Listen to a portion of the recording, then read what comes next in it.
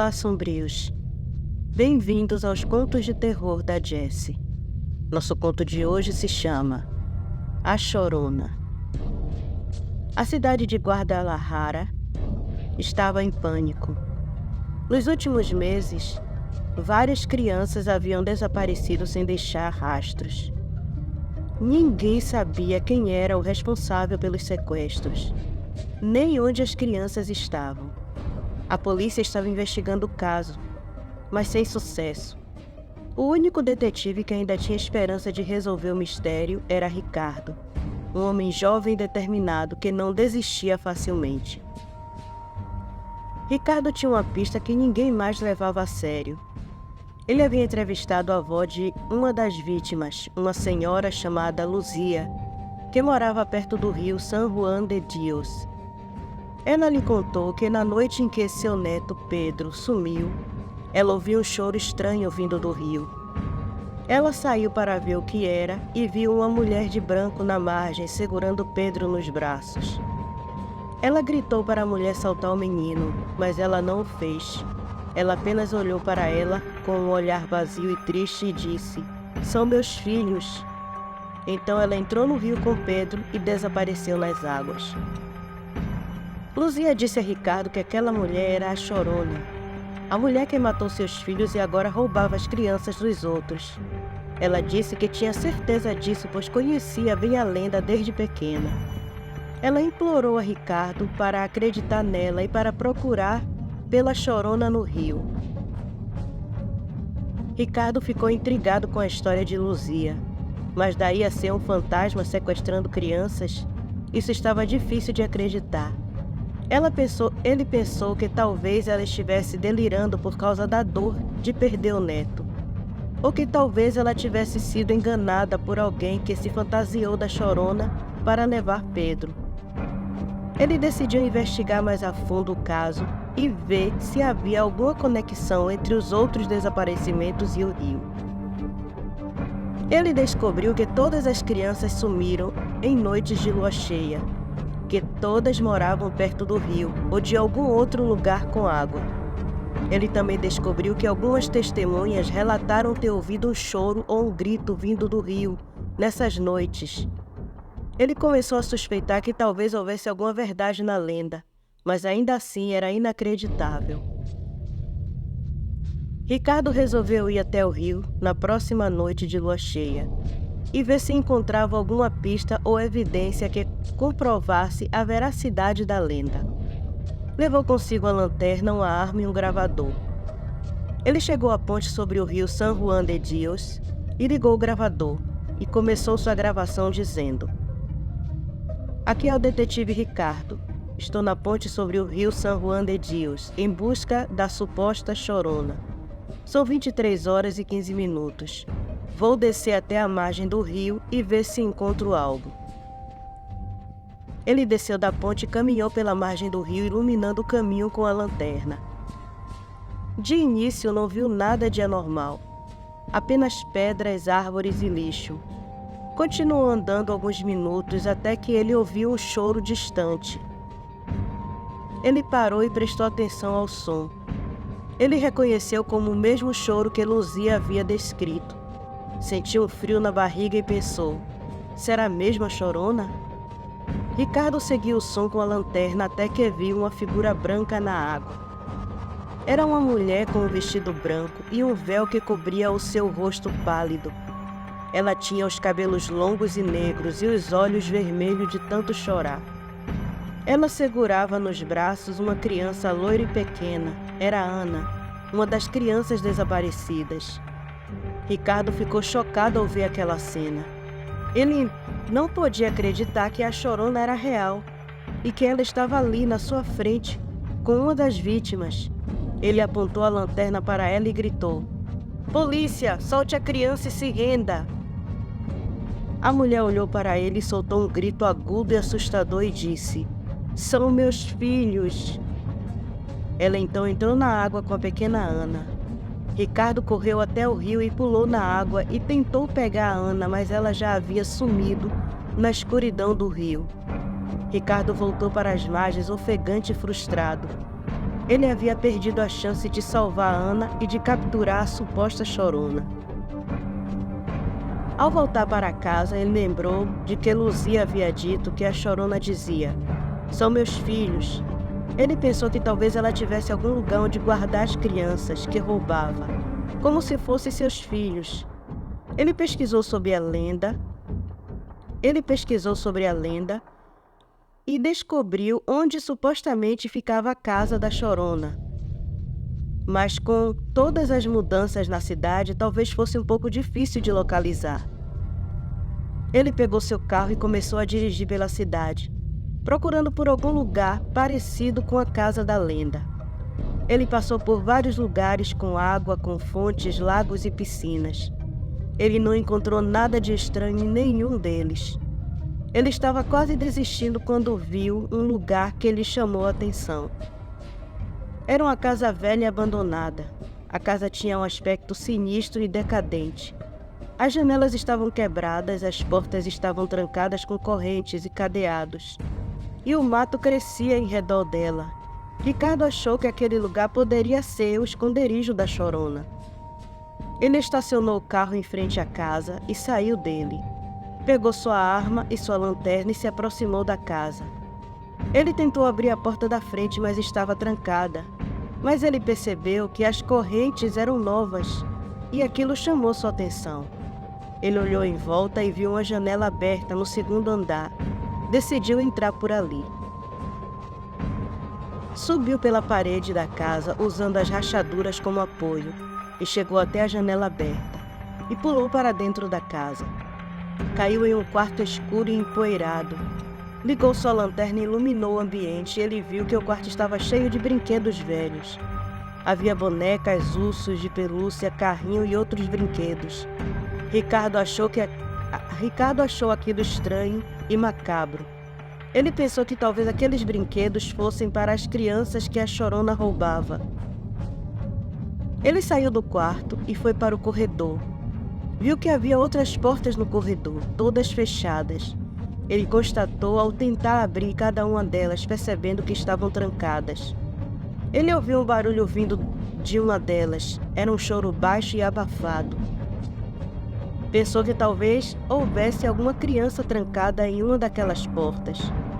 Ele se aproximou de onde vinha o choro e tentou arrombar a porta com um chute. Quando não conseguiu, pois a porta era muito resistente, ele então usou sua arma para atirar na fechadura. Ele acertou e a porta se abriu. Ele entrou no quarto e viu uma cena horrível. Havia várias crianças amarradas e amordaçadas em camas velhas e sujas. Algumas estavam magras, sinal de que não se alimentavam direito. Todas estavam pálidas e assustadas. Elas olharam para Ricardo com medo. Ele ficou comovido ao ver aquelas crianças. Ele reconheceu algumas delas como as que haviam desaparecido nos últimos meses. Ele viu Pedro, Ana, José, Maria e outros. Ele também viu algumas crianças que ele não conhecia, mas que deviam ser de outras cidades. Ele correu até elas e começou a assaltá-las e disse: "Calma, crianças, eu sou da polícia. Eu vim salvá-las, não tenham medo." As crianças ficaram aliviadas ao ouvir aquelas palavras. Elas agradeceram a Ricardo e o abraçaram. Elas contaram que aquela mulher não era a chorona de verdade.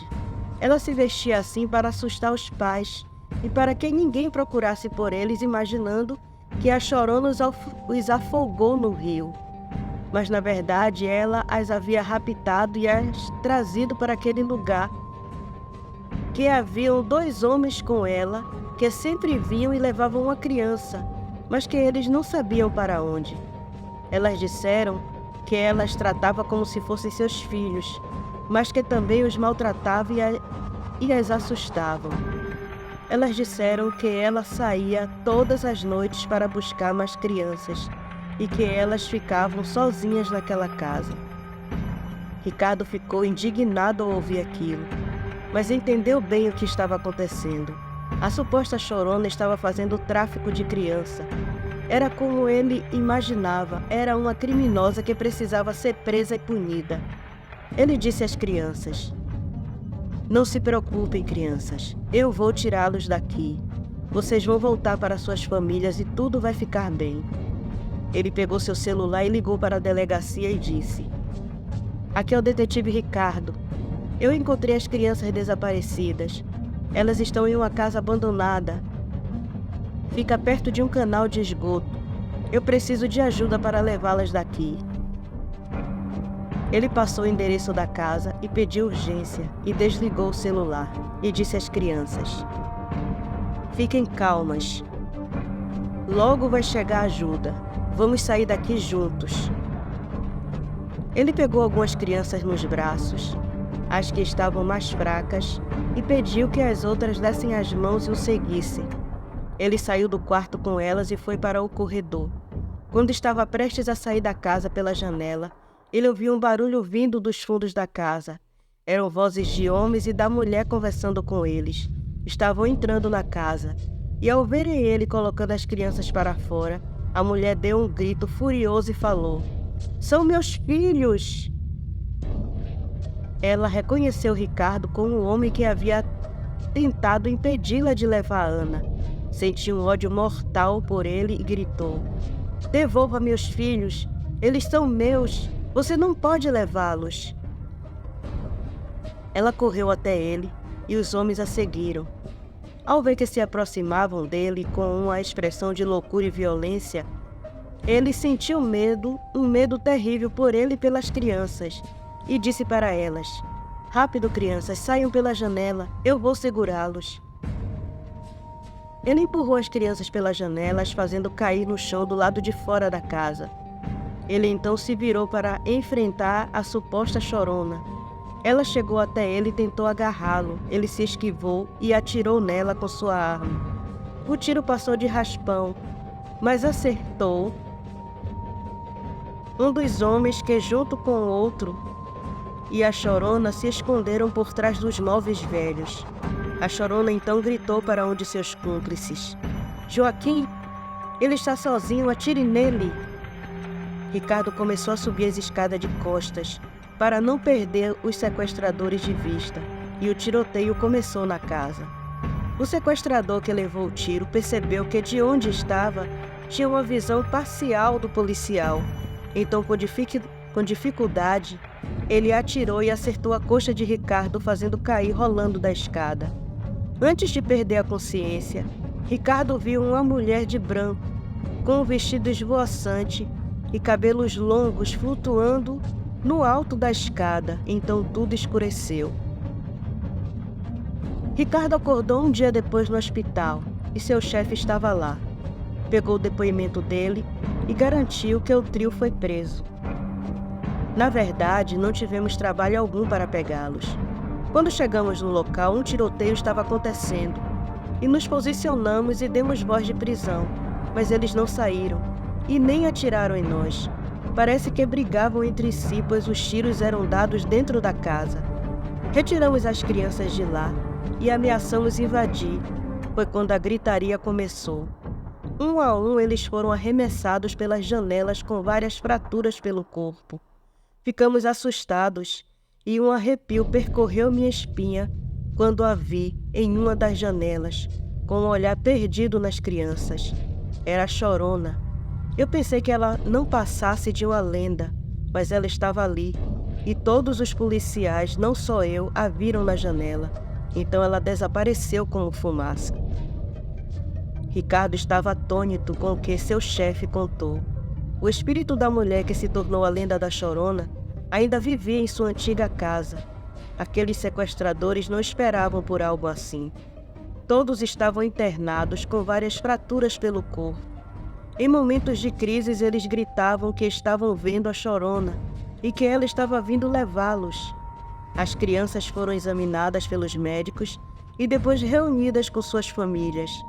Elas ficaram felizes por voltarem para sua casa e por verem seus pais e irmãos novamente.